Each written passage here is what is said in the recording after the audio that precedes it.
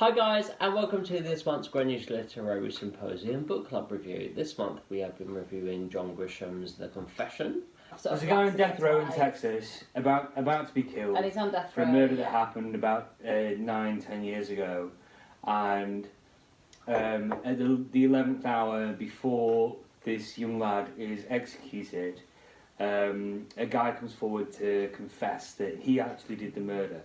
in a different state, in Kansas. In a different state, and so the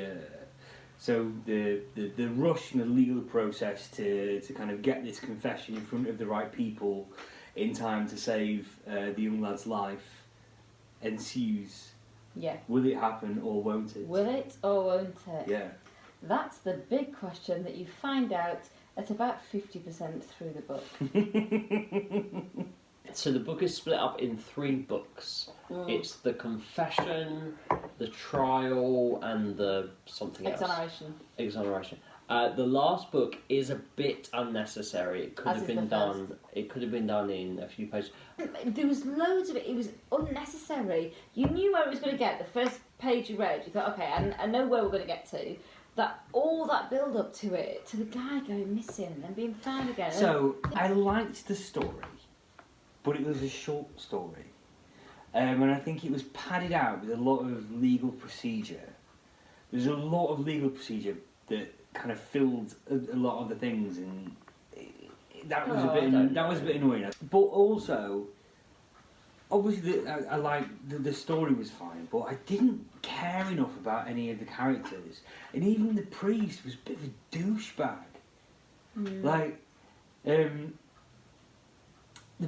the priest was arsey when he was talking to the lawyers on the phone and stuff, and it's like. I just didn't care enough about anyone. However, there was a section of that book, and I was in. There were several sections where it gathered pace. Yeah. And I was totally great. In there. In fact, it even brought me to tears at one point. I am giving it a full-on 5 stars. I couldn't put it down.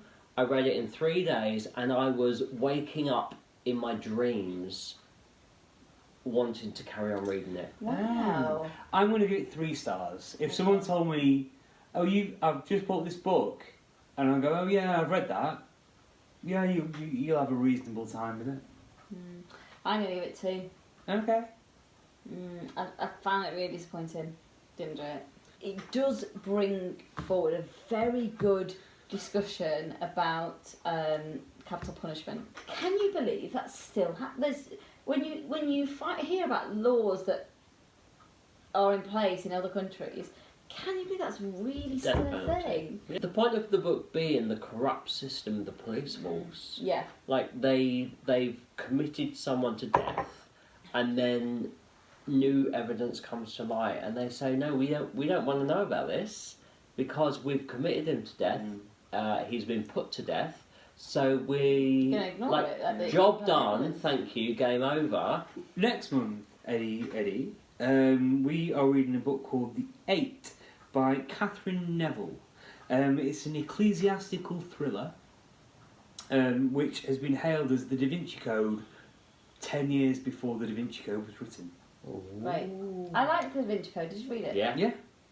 I read them all. Wonderful trash. I read the first one. So yeah, I'm on board. It's a big old beast. It's a hefty book. It's a weighty tome. But we're going to be reviewing it in a month. In a month or so, yeah. Cheers. Cheers. Cheers, guys.